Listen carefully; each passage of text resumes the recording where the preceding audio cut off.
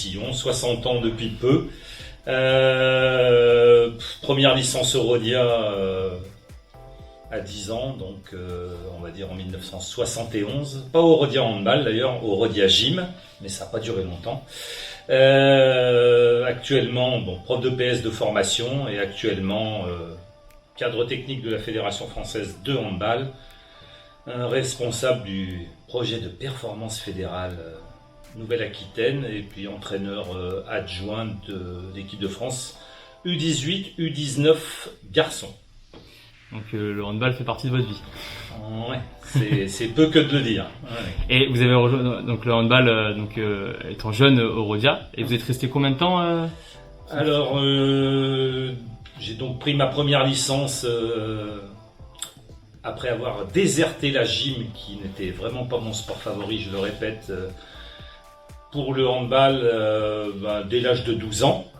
Donc pendant toute ma carrière, mes années d'études de lycéen, donc bien évidemment accompagné par le ou les mentors que je ne citerai pas puisque tout le monde les connaît depuis que les interviews existent, Alain Bem et Gérard Collet. Donc j'ai rejoint le club de handball jusqu'à l'âge de 18-19 ans.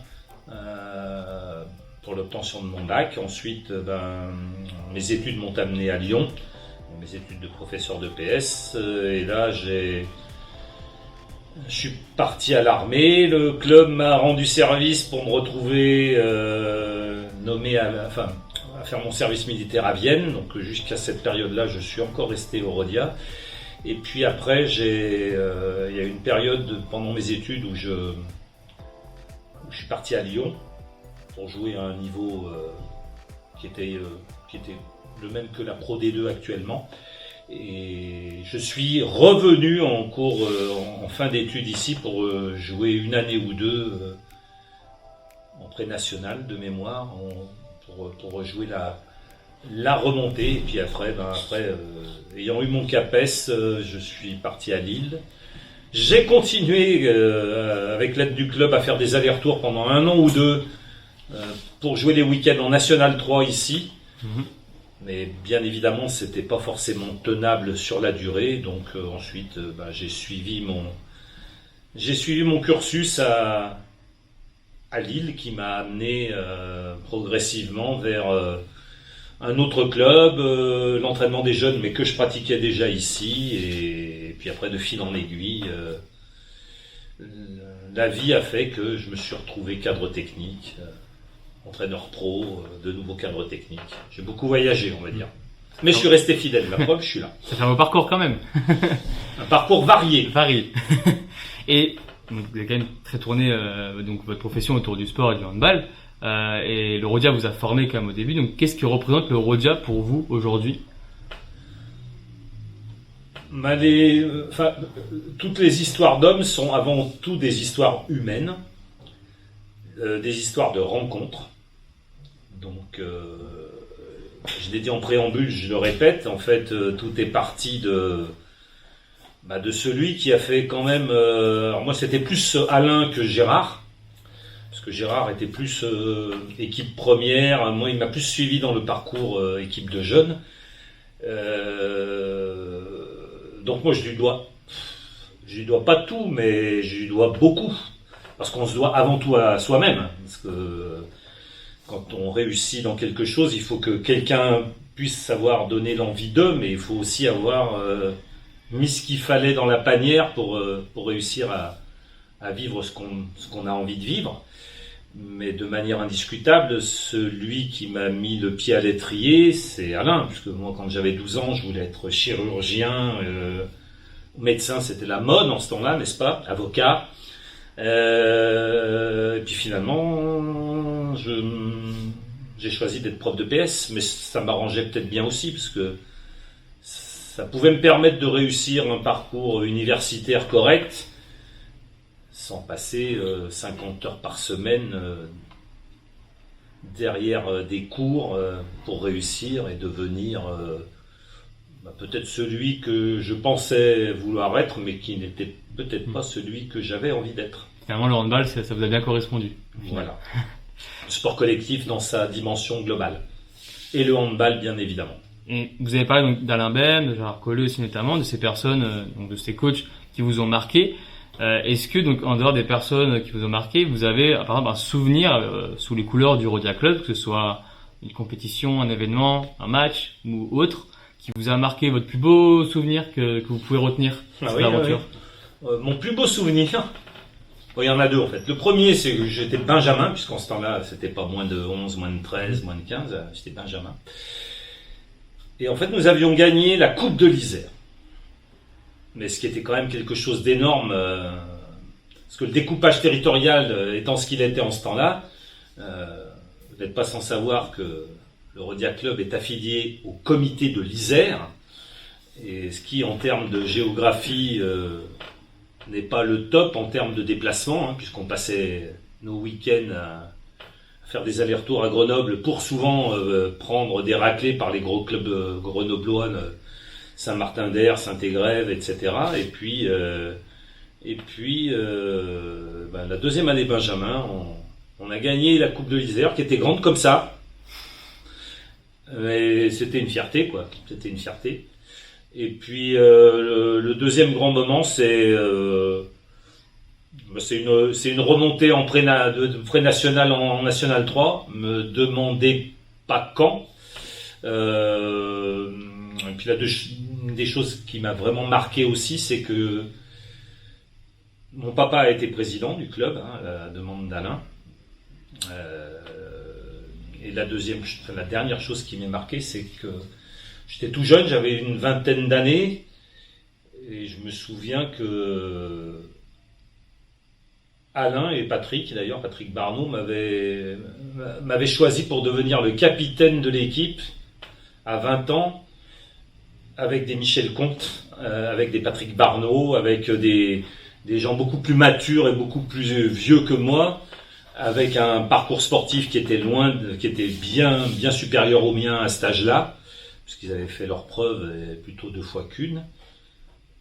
Et j'avais été un peu sidéré par leur choix, mais qui peut-être, de leur point de vue, correspondait peut-être déjà à une certaine forme d'appétence pour de la capacité à coacher, à manager, Ouais, c'est ça, parce que au final, ça vous à accompagner, je ne sais pas. Mais en tout cas, ça fait partie de mes souvenirs. Ouais, ça vous correspondait en plus, parce que du coup, ça vous a amené, du coup, à aujourd'hui coacher, cadrer ça s'est passé de la même manière quand j'ai arrêté de jouer, mais j'étais plus là, j'étais en pro, enfin, en ce qui correspond à la Pro League, à l'homme, du jour au lendemain, n'étant pas un joueur exceptionnel en termes de niveau de jeu, bien loin des athlètes de très haut niveau qu'il y a pu y avoir ici. Je parle des athlètes sur le terrain. Je pense à Pierre, bien évidemment, puisqu'on est de la même génération. Je pense à Denis, je pense à d'autres athlètes qui ont déjà été cités par Denis, dont j'ai entendu l'interview, du Parchi, Motel, le gardien de but. Enfin, il y en a un paquet. Donc loin de leur niveau, mais malgré tout peut-être une autre forme de compétence dans une forme, oui, de capacité à manager, coacher, du leadership. Je sais pas. C'est pas à moi qu'il faut poser la question, c'est plutôt à eux. Et est-ce que du coup dans votre carrière, que ce soit quand vous étiez plus jeune au sein du Rhodia ou aujourd'hui même, est-ce qu'il y a un joueur qui vous a inspiré, motivé à vous investir dans le handball et à continuer aussi, qui vous faisait rêver, ou vous vous rendez compte quand même que c'était quand même un sacré joueur ou un sacré coach aussi, par exemple, une personnalité Alors franchement, joueur, jamais. Désolé. Je les respecte tous, puisque je les coach maintenant, et j'en ai coaché depuis quelques années un paquet qui sont maintenant dans la lumière, que ça soit au pôle à Bordeaux ou que ça soit à travers l'équipe de France jeune en équipe de France A. Non, bon, c'est plutôt des entraîneurs qui m'ont inspiré. Donc d'une manière très générale, dans l'approche globale de la relation entraîneur-entraîné, dans la prise de conscience de ce que je pouvais peut-être avoir comme compétence, puisque je n'étais pas, je vous le dis, un super joueur, mais peut-être que j'avais une autre forme de compétence qui a pu m'amener ailleurs. Alain, bien sûr, une fois de plus. Puis après, dans mon parcours de handballeur, je me retrouve pas dans l'obligation, mais de manière tout à fait naturelle. D'ailleurs, c'est un ami à Alain. Daniel Costantini est pour moi une référence handballistique, avec ses forces et ses faiblesses. Claude Nesta en est devenu une, alors qu'elle ne l'était pas du tout au départ, parce que par rapport à l'approche que j'avais du rôle de l'entraîneur, quand j'étais plus jeune, j'avais du mal à saisir ce qu'il voulait dire en disant qu'il n'était pas un entraîneur mais un manager. Ça me parlait pas. À 60 ans, ça me parle beaucoup plus. Et ça m'a inspiré beaucoup plus. Et après, mon parcours a fait que j'ai croisé, puisqu'ayant été aussi entraîneur professionnel du plus haut niveau, alors certes au siècle dernier, où les enjeux étaient différents de maintenant et où la place de l'entraîneur était beaucoup plus importante et puissante qu'elle ne l'est de nos jours. L'entraîneur pro de nos jours, faut qu'il arrive à naviguer au milieu d'un dispositif où les présidents ont pris une dimension très importante, la dimension économique a pris une dimension très importante, les directeurs sportifs, le recrutement, les agents, les joueurs qui se professionnalisent, qui ont des exigences, c'est plus le même métier. Patrice Canaillé, indiscutablement, que je connais très bien, qui est de ma génération, pour l'avoir croisé sur les terrains, est pour moi quelqu'un d'inspirant sur le modèle de l'entraîneur-manager, mais de l'entraîneur, parce qu'à 60 ans, il garde la même énergie, alors que ça fait 20 ans qu'il est dans le business, et quand il faut y aller tous les jours, c'est pas forcément évident. Ça fait beaucoup de Thierry Anti, mais ma vie a fait que mon réseau est, même si j'ai été un moment dans la lumière en tant que numéro 1, je m'en suis entre guillemets retiré. Pour autant, je sais où est ma place et j'ai un réseau qui est assez développé. Il y a eu beaucoup de monde parce que ça fait quand même beaucoup de noms, il y a quand même des gros noms quand même parmi eux. Bah oui. C'est quand même une sacrée carrière, expérience aussi de rencontrer ces gens-là et d'évoluer à leur côté ou plus ou moins à leur côté quand même. De collaborer avec eux. Ouais. Maintenant, je suis plus dans la collaboration avec eux puisque eux s'intéressent forcément aux athlètes qu'on est en train de former. Et je dirais que j'ai un peu bouclé la boucle parce que j'ai commencé par entraîner des jeunes ici. J'ai joué et entraîné, je suis devenu prof, j'ai assez rapidement atteint le niveau professionnel en tant qu'entraîneur A, avec des garçons et avec des filles, même si ça n'a pas duré longtemps, j'ai entraîné aussi les filles de Metz en 2003, Villeneuve d'Ascq en D1 garçon, ensuite je suis un peu passé par les centres de formation, puis dans la deuxième partie de ma vie, on va dire, la troisième commençant en ce moment, j'ai commencé à retourner vers le milieu de la formation pour m'occuper d'athlètes de 15 à 18 ans. Mais pour moi, c'est loin d'être une marche arrière. Alors même si pour le commun des mortels, l'ascenseur ne va que vers le haut et que vers la lumière la plus haute et l'entraîneur professionnel des adultes, puisque maintenant le handball, c'est eux qu'on voit. Moi, je suis revenu dans un rôle qui est un rôle dans l'ombre, mais qui me convient tout à fait, dans lequel je me complais. Vous m'auriez dit ça il y a 20 ans, j'aurais peut-être pas réagi de la même manière, puisque quand on monte les échelons rapidement, on a une forme d'ambition, mais bon, les expériences de la vie vous ramènent à l'humilité et à la patience.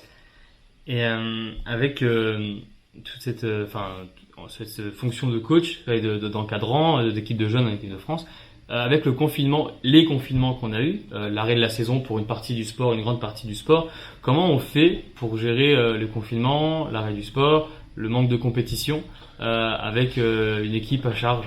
La question, alors franchement, on n'a pas eu de chance avec France Jeune, avec lesquels on va partir là, dans une compète très dure cet été, avec des enjeux énormes.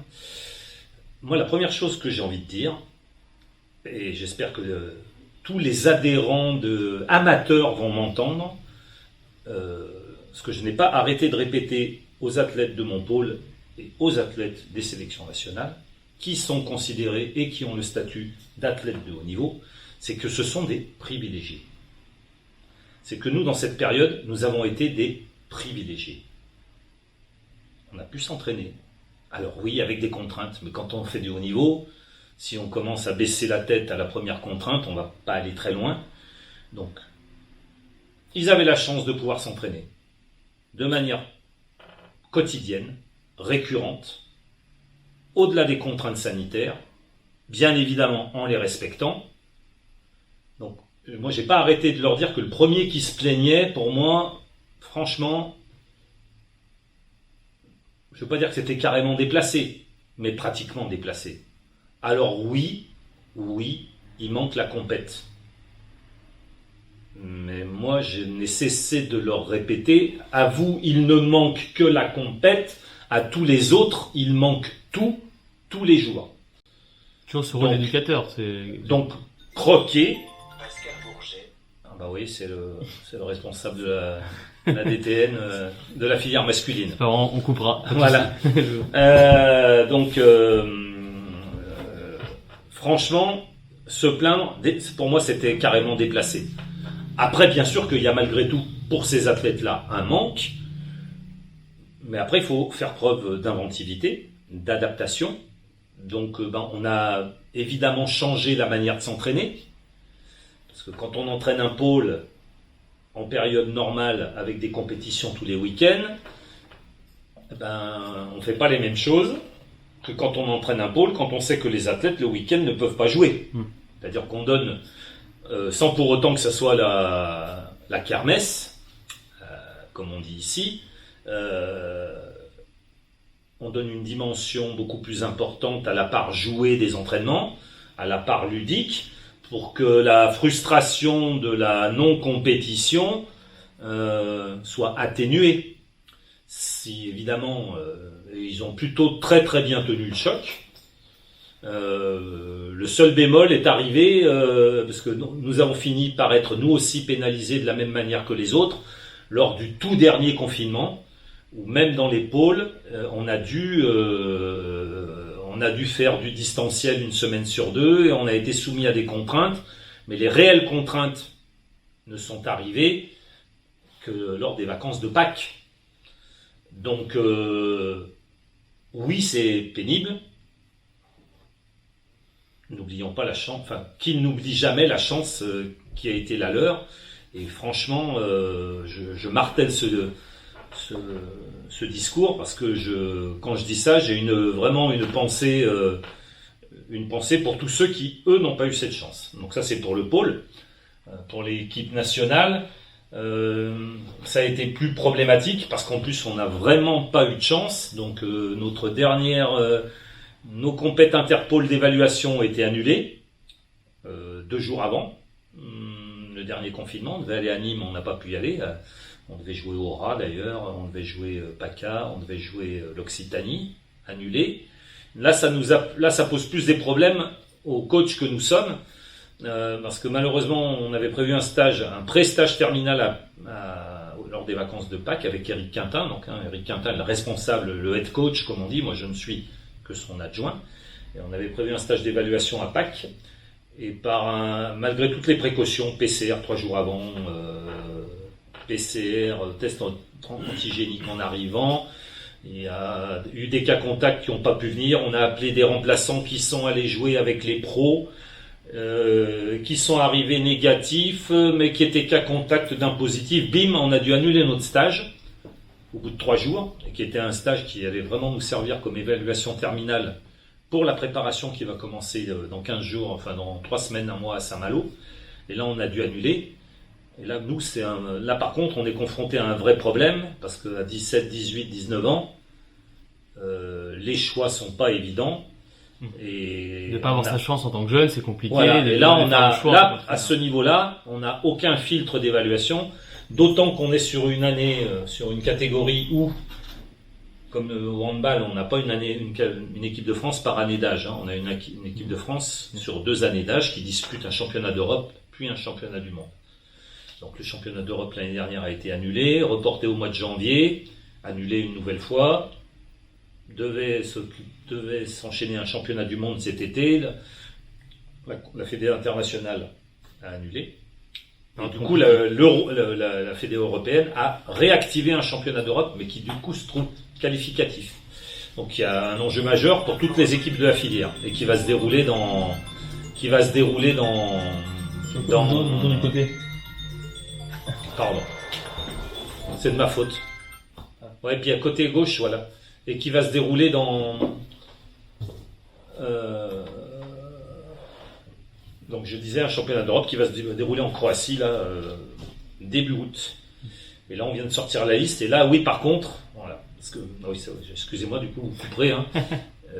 La difficulté c'est qu'on est sur 2 années d'âge et qu'on est sur une année charnière, c'est-à-dire que on a des gamins qui sont post-bac et qui eux sont déjà en centre de formation. Les 2002, donc qui eux ont pu s'entraîner toute l'année, s'entraîner avec les pros, voire même faire des feuilles de match en Lidl Star League, ou faire des matchs amicaux avec l'équipe du centre de formation, pendant que les athlètes de pôle, eux, qui n'étaient pas dans des clubs de ces structures-là, n'ont pu que s'entraîner et ne pas avoir de compète. Donc un peu pénalisés par rapport à voilà.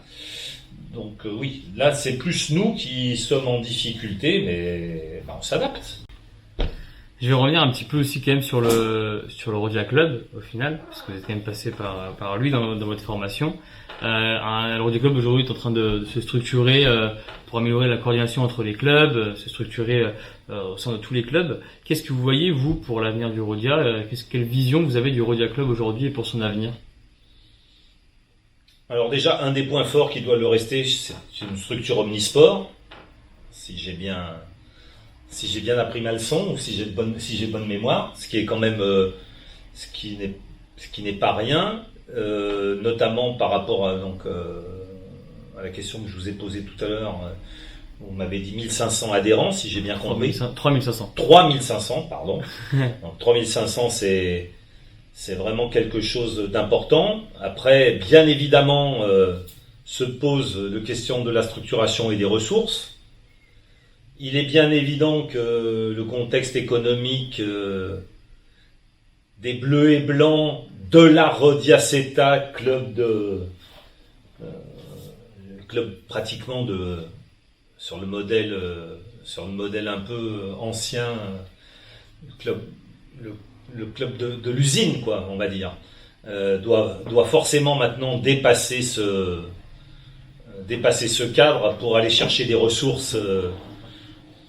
Ce qui est tout sauf simple dans le contexte actuel, qui plus est avec ce qui vient d'arriver, la crise sanitaire dont tout le monde parle. Des notions qui me semblent vraiment indispensables de prendre en compte l'intercommunalité. C'est plus le Rhodia Club du péage de Roussillon ou de Roussillon, il y a une notion intercommunale avec un développement économique privé qui me semble nécessaire de prendre en compte. L'insertion, alors vous avez pensé que je parle comme un politique, mais c'est pas du tout le cas. L'insertion dans la cité. Qu'est-ce que le sport peut amener comme plus-value aux politiques et à l'économie? Donc je pense que ce sont des valeurs de développement à vraiment mettre en avant dans le nouveau modèle économique par rapport aux différents quartiers, à la population locale, avec comme point fort la multiplicité des sections. Un positionnement géographique qui est quand même qui est pas simple, mais qui est quand même au carrefour de 5 départements. Parce que j'aime bien rappeler qu'en faisant 50 km en vélo, on peut prétendre avoir traversé 5 départements ici. Donc toutes ces notions-là sont de mon point de vue à prendre en compte. Et puis après, il y a des choix politiques à faire en ce qui peut concerner le développement et ce qui peut concerner l'image et le haut niveau à taille et à échelle humaine de ce que représente le contexte économique local. Je ne sais pas si j'ai répondu à votre question. Si, bien sûr. Et en conclusion, est-ce que vous avez du coup un petit mot pour tous les supporters et bénévoles et tous les bleus et blancs au final? Est-ce que vous avez un petit mot à leur dire, à leur transmettre? Confiance, gardez confiance en l'avenir, de la force, restez positif. On est en train de commencer à voir des jours meilleurs. Alors maintenant, on va se plaindre qu'il fait trop chaud.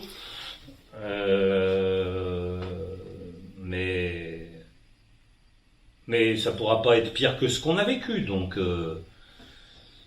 il y a un mot à la mode que nous, en tant qu'entraîneurs, on connaît depuis longtemps, qui est le mot résilience. Il y a des choses, quand on prend un peu de hauteur, on se rend compte qu'il y a des choses un peu plus importantes que tout ça dans la vie. Quand on est en bonne santé, qu'on a le sourire, qu'on se lève le matin, carpe diem, on profite, on s'amuse, on s'éclate, en bleu et en blanc. Monsieur Passeparts, merci à vous, c'est interview en tout cas. De rien.